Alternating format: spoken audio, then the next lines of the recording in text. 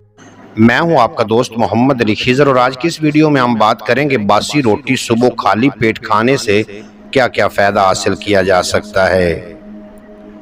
कई बार रात को खाना खाने के बाद कुछ रोटियां बच जाती हैं जिनको हम फेंक देते हैं, लेकिन अगर आप रात की बची हुई रोटी सुबह खाली पेट खाते हैं तो इससे आपको बहुत सारे फ़ायदे मिलेंगे।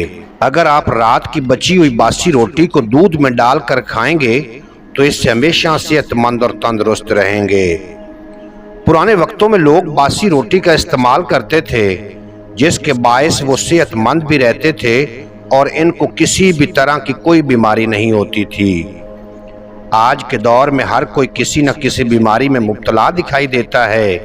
अगर रात की बासी रोटी सुबह के वक्त दही के साथ खाएंगे तो ताकत का अनोखा खजाना अपने जिस्म में पाएंगे और इसको खाने से जिस्म में जान आ जाती है। इसका इस्तेमाल करने से सारा दिन भूख और प्यास नहीं लगती। सुबह खाली पेट बासी रोटी को दूध के साथ खाने से शुगर कंट्रोल रहती है, क्योंकि आज के दौर में शुगर के मरीजों की तादाद बढ़ती जा रही है और शुगर की वजह से हम बहुत सी बीमारियों में मुब्तला होते जा रहे हैं। अगर किसी के खून में शुगर लेवल बढ़ रहा हो तो सुबह खाली पेट रात की बची हुई 1 या 2 रोटी को फीके दूध में डालकर खाने से काफ़ी फ़ायदा मिलता है और शुगर कंट्रोल में रहती है।